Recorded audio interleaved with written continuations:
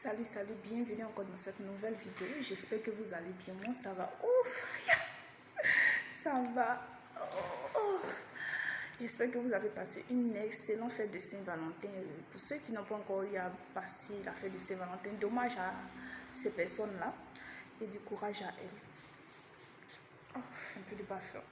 Donc, dans cette story time, là, on parlera d'une famille composée de 4 enfants et de papa et maman. Bon, la personne par rapport à l'histoire est la troisième personne. Voilà. La troisième personne se plaint du comportement du dernier qui refuse d'être responsable parce que, devinez quoi, les trois premiers ont décidé d'un commun accord de participer aux frais des charges de la maison pour s'occuper des parents de temps à autre parce que les parents maintenant sont à la retraite. Voilà, vous connaissez en Afrique, hein, les parents sont à la retraite, ils n'ont pas assez d'argent. Donc à chaque fois, les trois premiers font des cotisations. Ces trois premiers là aident papa et maman à pouvoir prendre soin d'eux au fait. Ils prennent soin de leurs parents.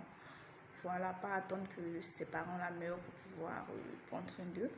Mais le dernier, subitement, a décidé de venir vivre avec sa femme et ses 3 ou 4 enfants dans la maison de papa et maman. Et depuis lors, il ne veut pas partir.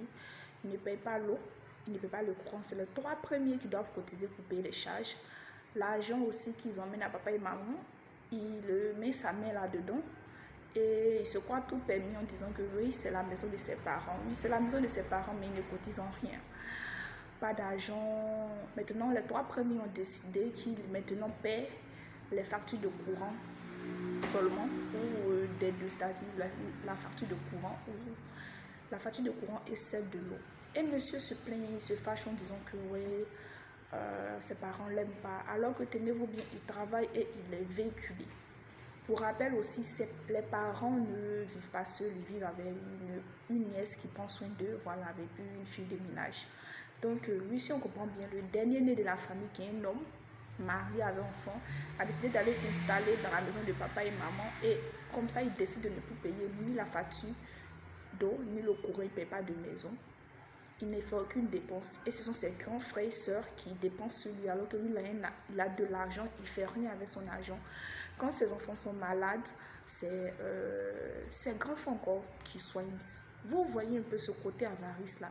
Il ne fait rien du tout. Donc, elle demande que faire parce qu'elle ne trouve pas ça normal au fait.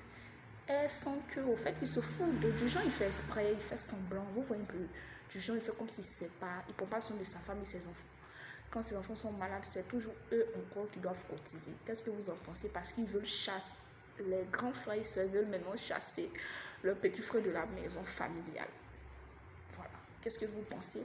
Doit-il chasser le frère de la maison familiale, ou doit-il faire mettre une stratégie en place pour ça? Dites ce que vous pensez. D'ici là, portez-vous bien. Bisous.